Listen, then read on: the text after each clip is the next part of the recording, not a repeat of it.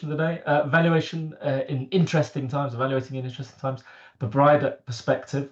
I'm going to introduce Andrew Jarvis in a second.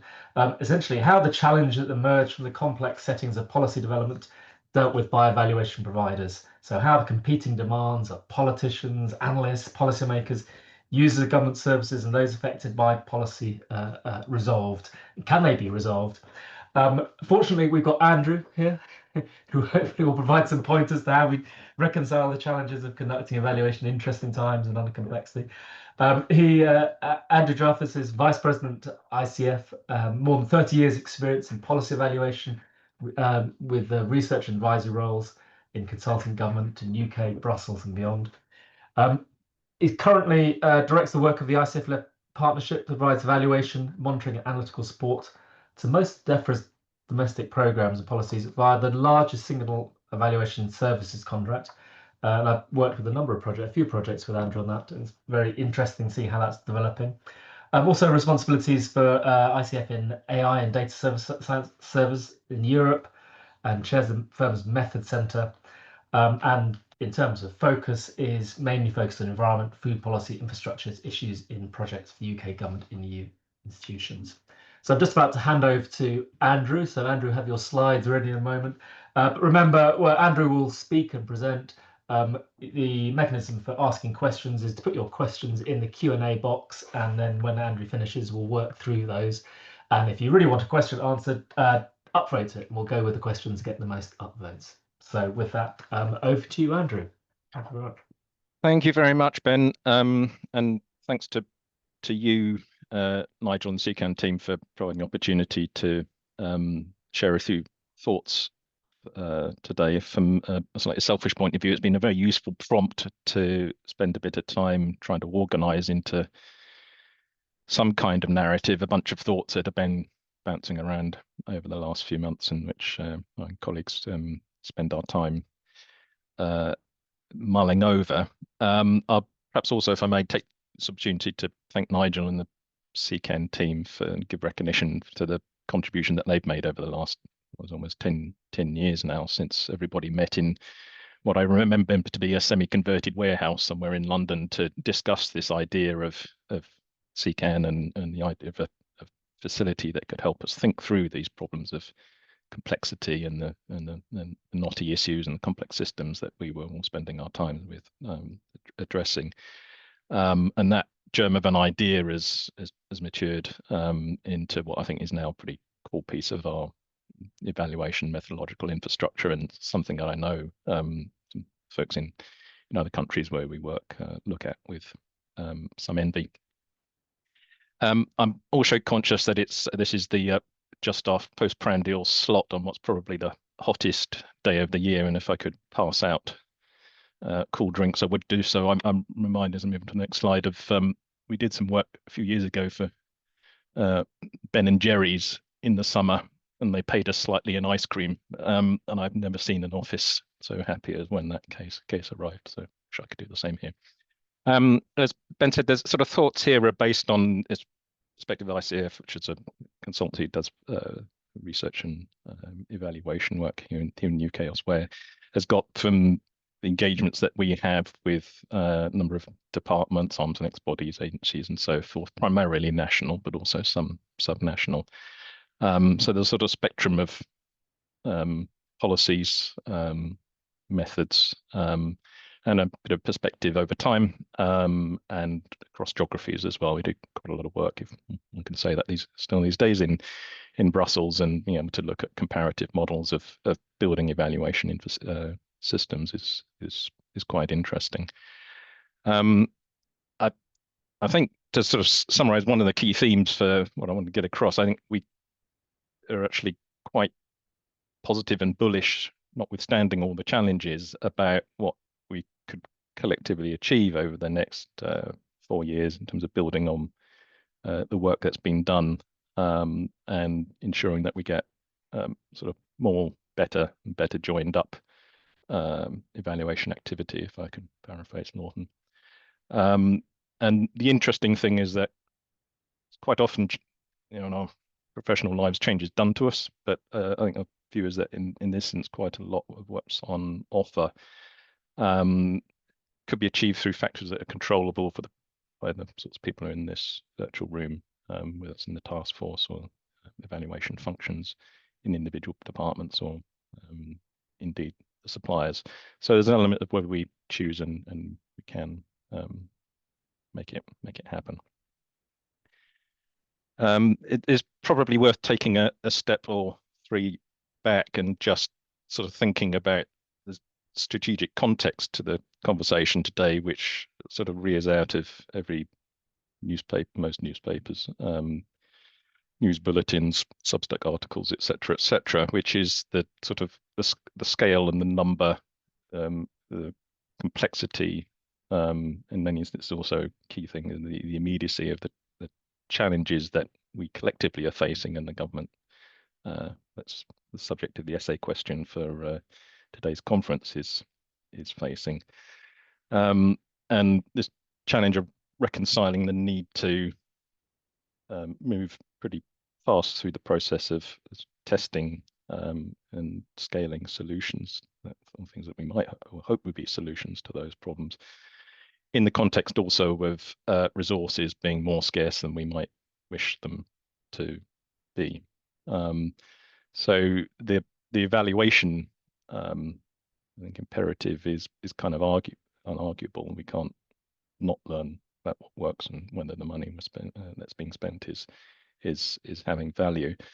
There's obviously a political context to this in terms of the commitments that the administration made to deliver change, and the timetable for that as against the timetable it might take to actually address some of these issues, and potential feedback loops in terms of what that might mean for the ranking of the purposes of evaluation, which Tim put up in his little presentation earlier on, and how we think about and how we do evaluation as well. So I think we're kind of mindful of the pace issue, the resource issue, as well as the kind of robustness, quality of evidence type issue that we're all familiar with.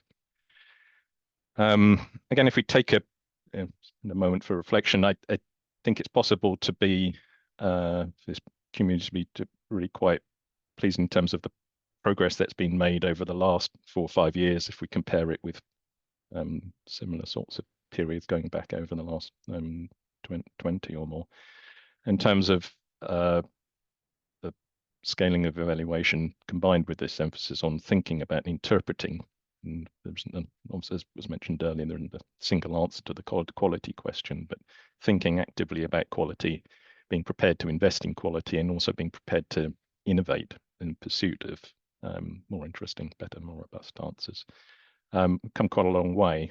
I think I don't have an evaluation to prove it, but our view from where we're sitting is that this combination of the Treasury mandate and the catalytic and enabling effects of the task force, of the various things that it's doing that Lucy was talking about earlier, have been important contributory factors.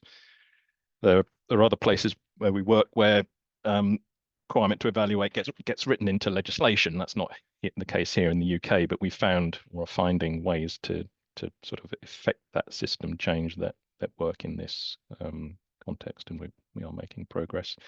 And our model has some merits, I think, compared to advantages compared to what we see elsewhere. There's a lot more creativity, innovation, invention, willingness to experiment, I think, here in the UK than there is in for example, the Brussels model, which is possibly more extensive, but rules-based and sort of quite rigid in many instances in terms of how it approaches problems.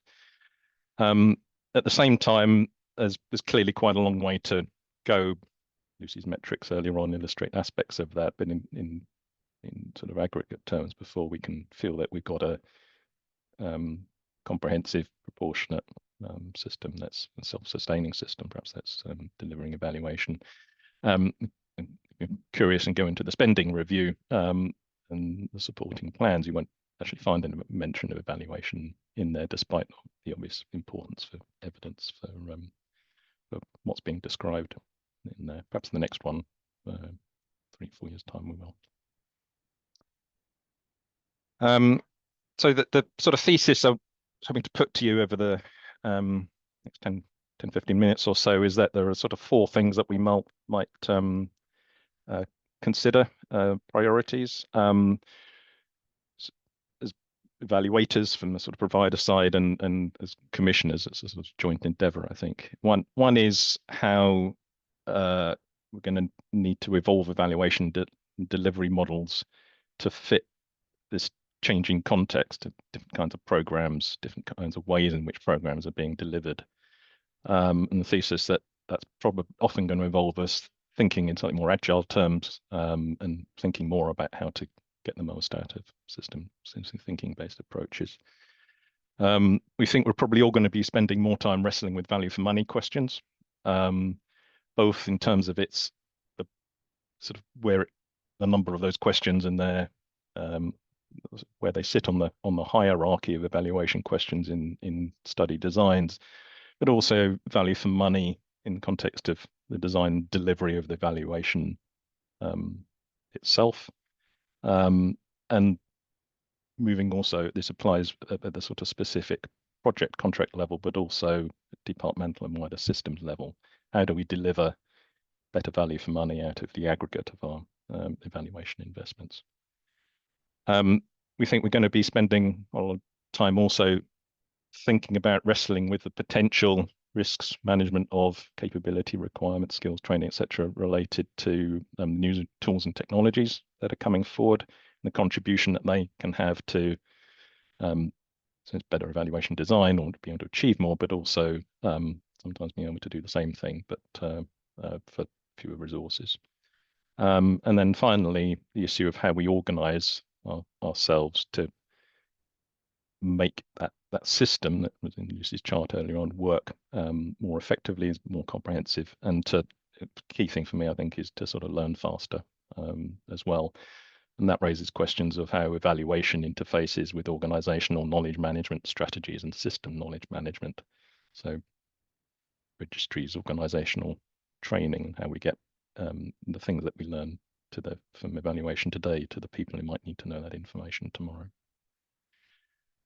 So the next 4 slides sort of flesh out those ideas in a little more depth. One of the things that sort of we're experiencing is that there was a time where evaluation, when I started, evaluation was quite often an end of pipe activity. That's changed. More often not now, evaluations are commissioned in a much better way at the time that the intervention, the program, whatever is being launched, or even better, conceptualized. Then it runs through.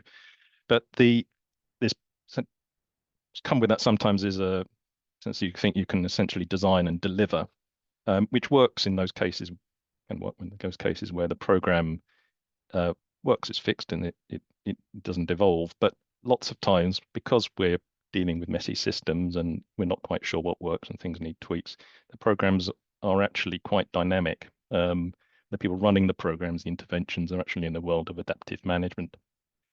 And for the evaluation, thus to retain relevance and to contribute to the people in the program and stay connected actually to what's going on, that creates feedback loops in terms of how the evaluation is designed and delivered. And sometimes you might actually be, as you get into the world of technologies, potentially overtly talking about agile methods as well. And as we get into the world, those major projects where programs are perhaps designed, thought of, and delivered by different people using slightly different methodologies, you can see that evaluation is going to need to change as well. We're engaged at the moment in a couple of evaluations of big IT programs with people who've never met an evaluator.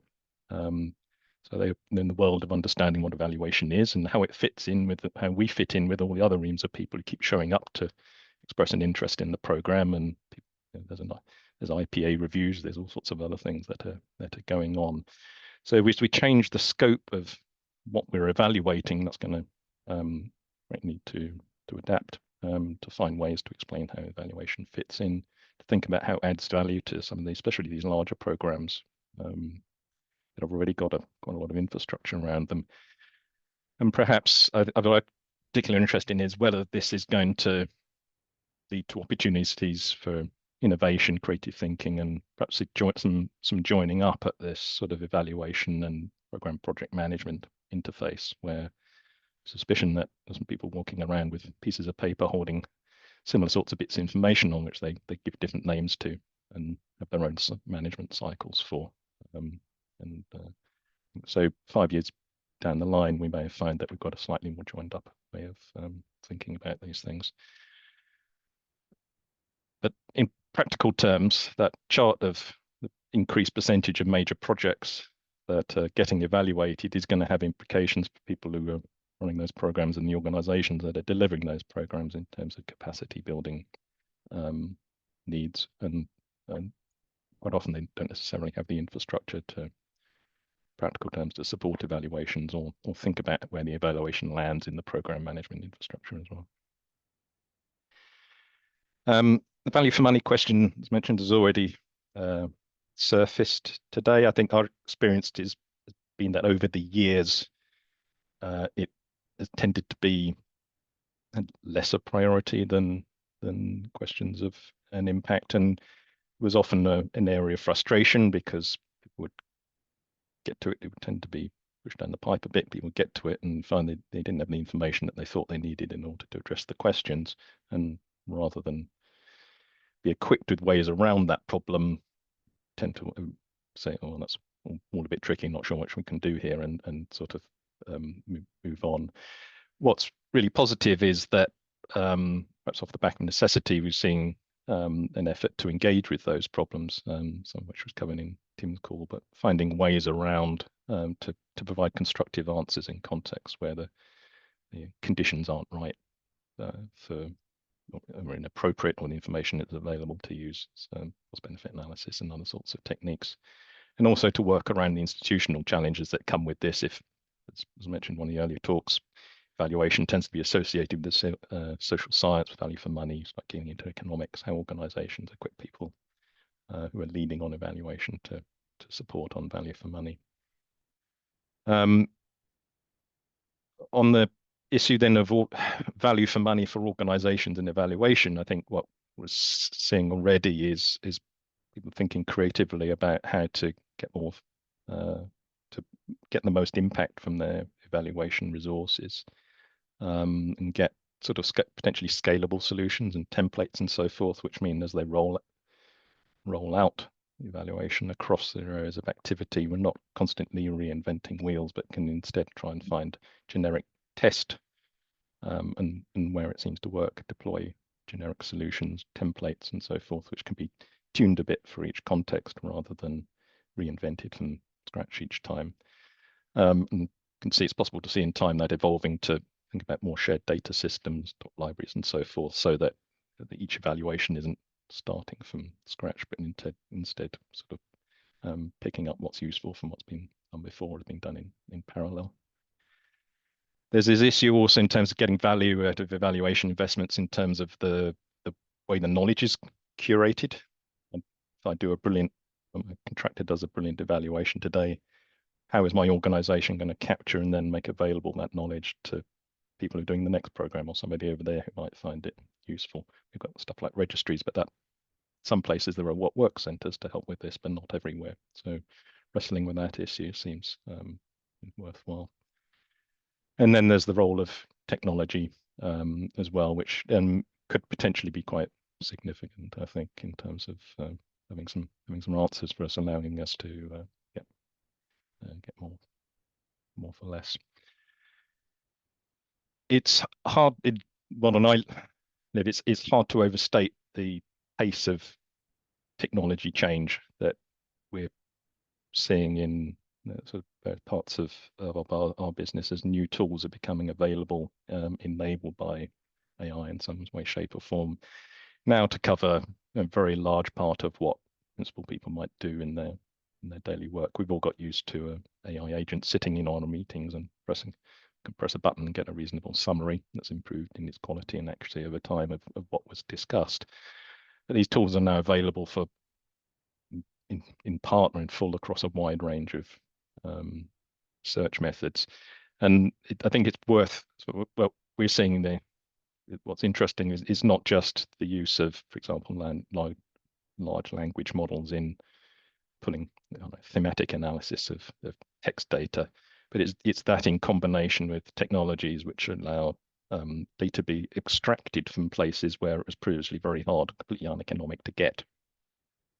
So it's quite often information that's really helpful for evaluators locked up in PDF files on the internet or in images, for example, in the internet or in organizational servers. And the accuracy of scanning and character recognition technologies has improved enormously. The costs and efficiency of the deployment has improved enormously. It's crashed, and the efficiency has improved enormously. And put together with the analytical stuff, you start to be able to bring solutions to bear on about tackle evaluation questions with data and solutions that were previously impossible. And for organizations that are wrestling with sometimes with IT infrastructure, which isn't necessarily state of the art, this can be quite helpful. And there are complementary tools available for reporting and data visualization and so forth, which are also being mainstreamed. So these are potentially very helpful. They can enable us to potentially do more, and maybe allow us to do the same thing quicker or more cheaply. But some of these things also come with risks. There is assurance of quality, there are ethical questions and so forth. And one of the challenges at the moment, I think we've got good guidance on evaluating AI interventions. We've got less on use of AI in evaluation. I think that's something that will need to be tackled together with the appropriate support for people on the commissioner side, and the providers will also have to step up. But at the moment, I think it's not clear to people what they've got a license to say is okay. They may not be equipped with the skills to be able to understand, or and had the training to be able to understand what the right questions are. Not really standard frameworks necessarily to which to appraise what's a safe solution, appropriate solution in different contexts. This area has transformed in 2 years. We've checked 4 years. I'm sure it will be almost unrecognizable, but we'll need collectively, we need the sort of skills and the guidance and the systems and so forth to catch up. And then lastly, the slide earlier on about the evaluation system. From our perspective, I think we see, and I know colleagues from other organizations would be saying the same thing, we would really see the evaluation providers as seeing themselves as an integral part of not only the system, but the kind of mission to get the system working more effectively. So if we can build connections to ensure that those providers understand what their central evaluation teams are looking for, the way they're framing things, the solutions they're looking for, and also the ETF, then we're going to accelerate that change. All things will happen more quickly. So like the shared training resources that Lucy's team has put online, a fantastic example of how that can happen. But contracting solutions can have a role in this as well, intended or otherwise, and it's worth us being mindful about what the sort of way evaluations are contracted, procured, either enables or closes down in terms of the extent to which providers can be engaged in pulling out learning, sharing learning. If you have a single provider model, they can perhaps be engaged slightly more in providing learning partner support and knowledge management. If you've got a contract by contract model, then there's still things that can be done in terms of pulling out, making sure that the lessons from that exercise are pulled out and writing things into contractual terms and references to contribute to the core learning strategy. But it probably won't happen of its own accord. And just by way of context, we're seeing changes in the way departments also are thinking about procurement with different models of single or multi-award framework contracts coming back, and sometimes in combination with other models as well. So lots to play for there, but it does, I think, have an important role to play in how we build that system. This covers what I wanted to say, Ben. So if we've had any questions, happy to hand things over to you. I'll perhaps stop sharing the slides. Yeah, great. Thank you, Andrew. Excellent. Really good to have that. And as you say, we made you do the hard work by collecting all your thoughts, and you covered a lot of the things which if I'd sat down and had a think, it would have might come to the fore. So please do put questions in the Q&A box, and we'll get on to those. I see one has jumped in since we started, and we've got about 20 minutes for questions. One thing, Andrew, can you? Some builders have started angle grinding next to me. Is that coming through on the? No, good. Okay, it's just distracting me then. um, okay, it's really into those priorities. I think we've seen a lot of those things you've observed happening in the system. Do you feel there are tensions between those priorities? So the pressure on resources versus you sound quite positive about the potential for the next 4 years to be transformative, and you've outlined areas where we might want some action and change. Um, but there's still challenges making that happen. So yeah, do you feel there are tensions or blockers to this sort of potential being delivered? Uh, yes, inevitably, especially when you're talking about resources, and everybody would like to be doing more in more depth. You won't come out of a meeting with analytical types who tend to show up in evaluations with then people saying what we need is less time and less data. So there's certainly some of that, but if we can be, if we're sort of conscious about what those trade-offs are, and got a collective framework for working our way through them, then that's at least helpful. I think we are quite interested in this the issue of Tim's list of evaluation audiences as well. Does this meta environment change uh, the order in which those are placed, and what are the trade-offs there? So if we're going to need to get closer to programs to support adaptive management and move to slightly more of a learning partner model, what does that mean about independence and evaluation for accountability and so forth? And is there a collective confidence that the appropriate governance arrangements are in place to secure some of those parameters, which might still be important? Yeah, yeah. Okay. Well, I can see Martha Bickett, my colleague at the CECAN, I've been asked a question about the biggest barriers you've encountered when trying to incorporate more innovative or complexly appropriate approach into evaluation and designs, and the things that evaluation providers can do to overcome them. So you've started talking about that. We also got a question about how the demand for complexity appropriate evaluation has evolved in recent years. And quite interesting, you highlight that UK is ahead of the game in this compared to Europe, where they're sort of more. I don't know how you'd characterize where they're at in Europe, what they're doing there, what they're missing in Europe, but it'd be a bit more on how that market's developing in the last few years. Perhaps take the European one first. I think there's some people on the call may be involved in the European Evaluation Society, which there are people under the auspices of the EES who are sort of starting to get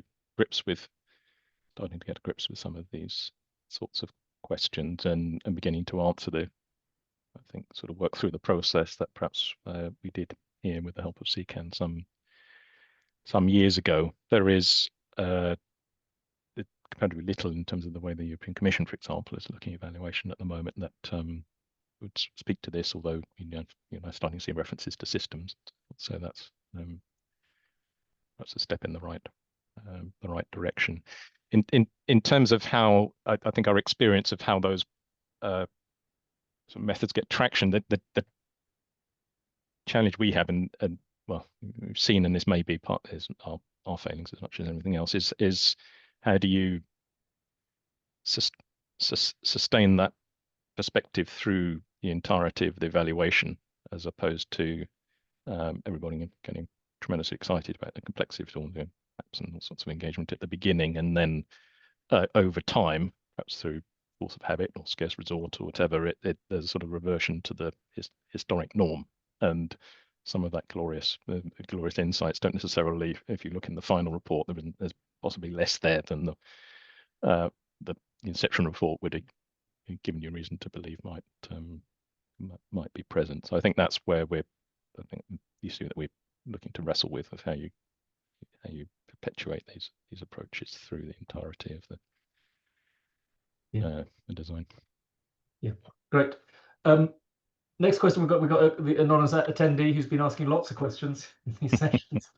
It says the government can be quite slow to transform, to adapt to rapid change, especially in terms of bringing the right evaluation at the right time to inform change is happening increasingly quickly. The question, what might be some of the important tangible first steps in this space for both governments and evaluators? Jim. It's a good question. There's a sort of quite a lot of specific cases where the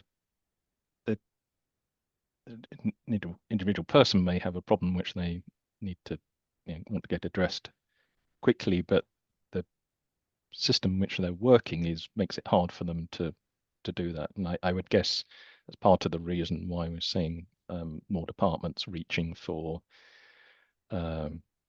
single award framework, either with a number of retained providers or a single one that enables them to get access to support where that's part of the solution more quickly and with less effort, and not, as sometimes happens, they have a project design but they can't get it through the procurement system in a reasonable amount of time. So this issue, I think we've seen quite a lot of our clients thinking about how to put in place facilities to enable them to be people to be a little more nimble, possibly just for particular sorts of problems, so that they retain the traditional approach for larger studies where they know what they want to do. But if they're looking to innovate, looking to do for design work, looking for fresh ideas, then having a call-off arrangement to provide access to that can be quite helpful. And just full answer, because there's lots of complexities that people are having to deal with in addressing that issue that as providers we don't necessarily see. That's one window we have into how people are dealing with it. Yeah. And I guess it's interesting. I guess one of the interesting spaces, you work for consultancy, I work for a consultancy. There's that competitive tension where we work in a competitive market, and a lot of the things around this space are requiring, say, look, it's tricky, it depends, we need more time, we're experimenting with methods which might be novel, and it's quite hard, and we say we can definitely do something for you, but we're not quite sure what it is until we get in by the door, which is quite a tricky sell if you're writing a bid saying, well, I'm sure we can do something, but we're not quite sure yet, and we don't want to give you milestones because it's all going to evolve as we go, which is a slight exaggeration of how we want to write. But that I guess there are some competitive tensions between learning how to deal with these challenges better in a commercial market and the commissioning process, which are quite challenging. And we have the issue of, I guess, where we try and gauge the client. Has the client got this? Or they just put complexity in, or as a buzzword, and they don't know what the implications of having complexity where evaluation is. So that sort of commissioning and competitive stuff. Any thoughts on that? Yeah, well, again, I don't seem obsessed with procurement models, but it does have an influence over those sorts of things. I think in a fully competitive tenders, the organisation, the consultancy, puts forward its solution, saying, we don't really have any idea what the final solution looks like, but we're going to explore it, and the first task of the project is probably not going to be the one that gets selected.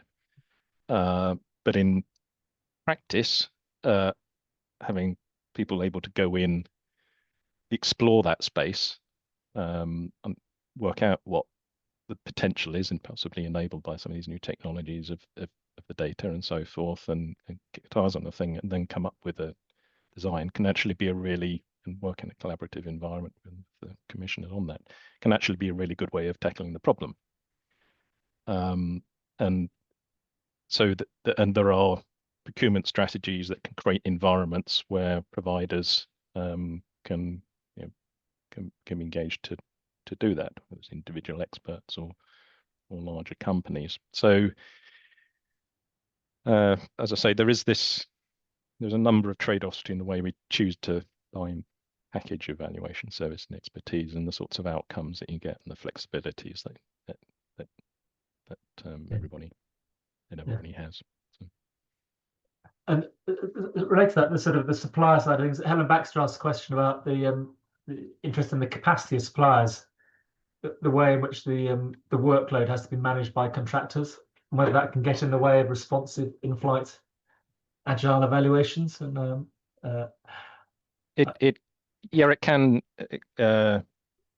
it can do, and I think it obviously depends on the scale of facility that's being created. So we have the privilege of running this MEL facility for the DEFRA group.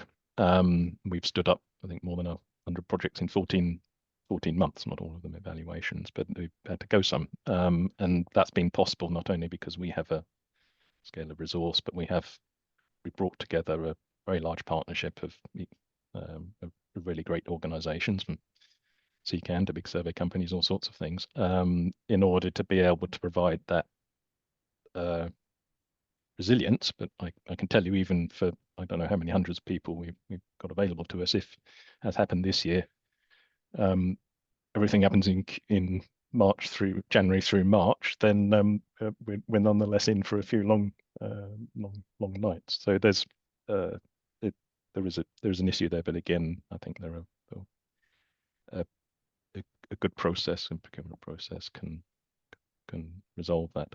And it's also the case that even large organizations like ourselves are not going to have the best-in-class technical expertise for all the glorious portfolio of methodologies and domain expertise that might be required to put the best team forward. So if I was on the commission side, I would be looking for collaborative solutions anyhow. Yeah. We've got let's go. We're running out of time. Got sort of 10 minutes. Louis Cantello asked a question, which is: how do you think some of these values might impact on net zero evaluation? And it'd be interesting to have more on that question. But I guess well, be interested in your thoughts, Andrew. But I'm always struck by working in this space, particularly those challenges you articulated at the beginning, and the need to deliver change quickly because we can't wait to find out how to do things, the climate change and so on. How we do evaluation when we've got to move things quickly and learn what doesn't work as much as what does work. So failure is a good thing if we do it quickly. Almost, but Yes, I'd be interested to sort of perhaps understand a little bit more about what Louis behind Louis' questions, what's sort of particular to net zero. I mean, we do work for DESNES in various areas, and you have successive programs trying to tackle particular aspects of the transition, which have their own learning curve, their own language and delivery models and so forth. And so it's less obvious to me, other than sort of the fact that there's some barriers to entry to really understanding that subsystem in depth, that there's anything particular to it, other than obviously this sort of macro imperative that we don't want to fail on the larger mission. So that for me takes you back into this world of how do we create learning loops, and how does the evaluation serve the program? It's going back 10 years or more now. It was in that space where I was involved in evaluation on a big program which wasn't working well, and they worked. It wasn't changing almost week by week, and the evaluation function really struggled to keep up with that. And I think we probably eventually lost touch with the program. I think the delivery model wasn't quite right there, but that was perhaps a bit of an extreme case. Yeah. Any more? If you want any more questions, do put the questions in. We've got a few more minutes to explore this.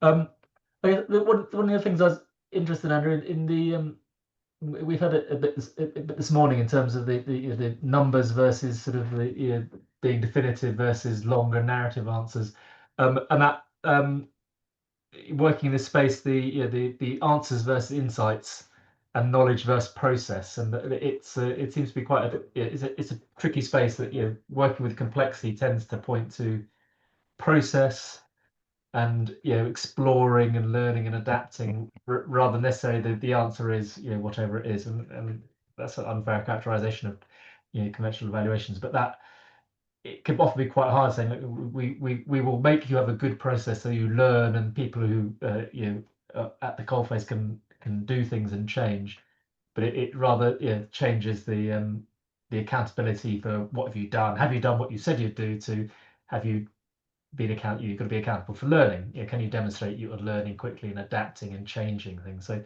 which is quite a challenging sort of if you've got central government policy and show us that you've learned rather than show us what you've done.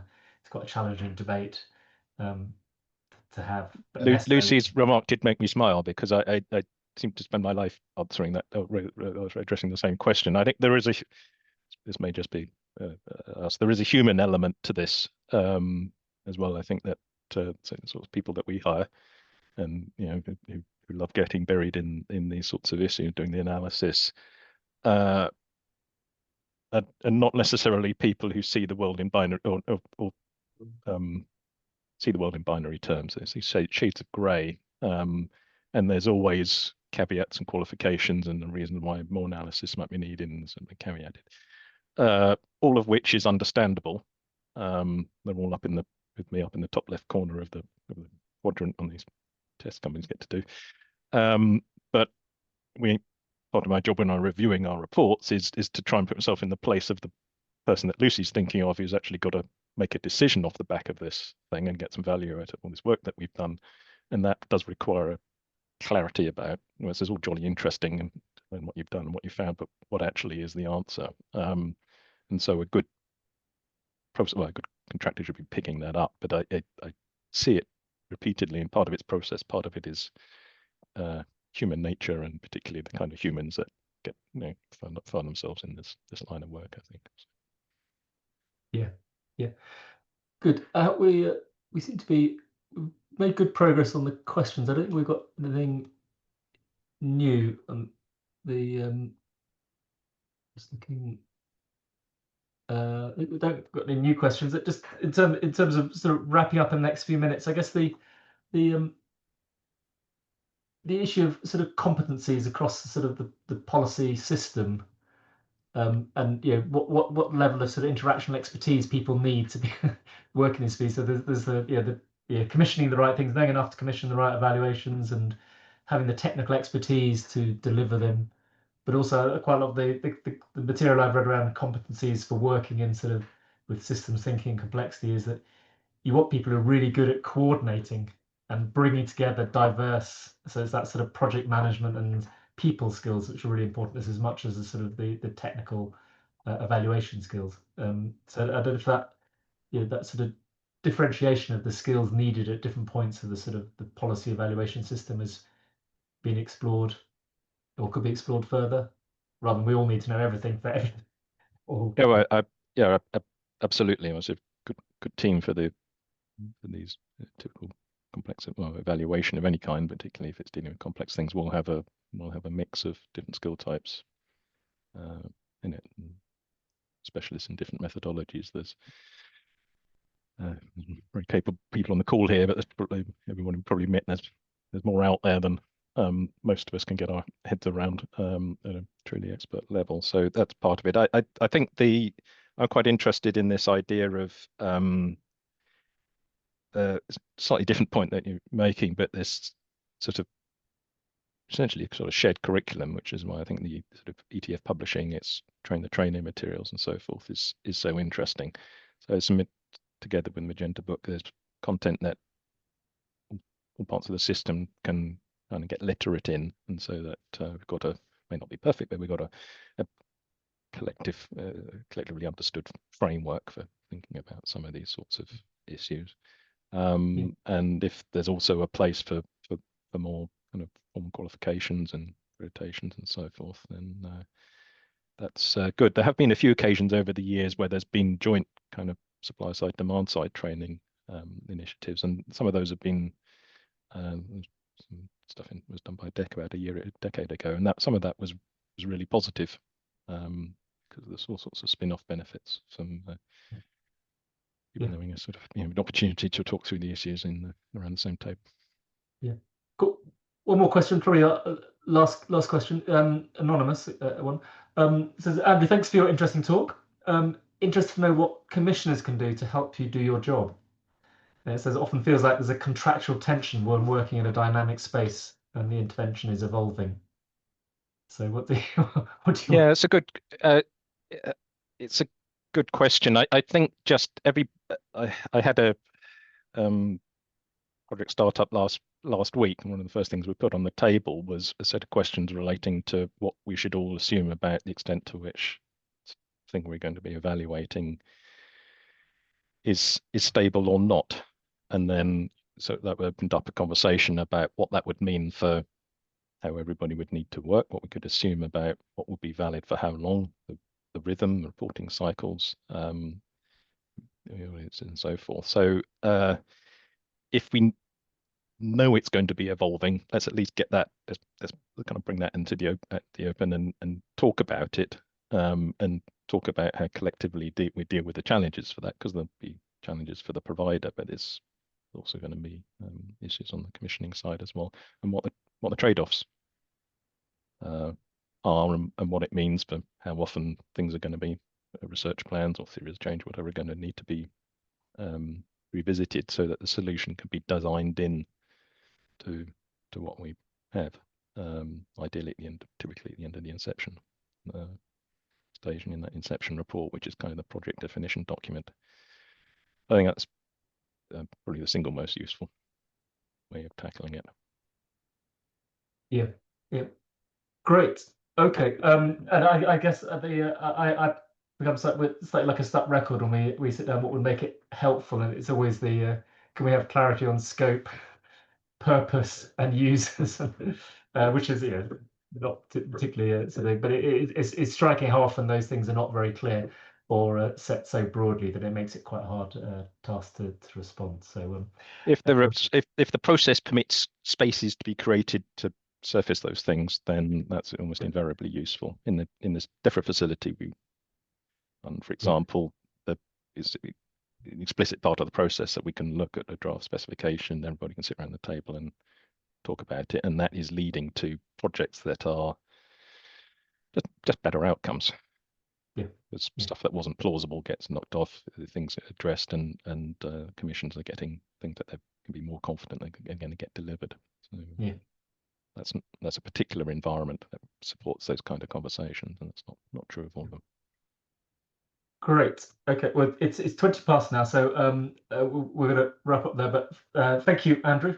Pleasure. Very interesting. Thank you, everyone. Fascinating talk. Thank you all for questions. We're now going to go into a tea break. Just before and I would say CECAN is working on providing some guidance, and which we'll be putting out hopefully soon on delivering evaluations under complexity. So a lot of what we discuss now will hopefully be written up in some way by the CECAN team in a separate process. But so that is coming out. But thank you all. We're going to break now for 10 minutes, and then we'll come back and we'll have Pedro Roval after the tea break.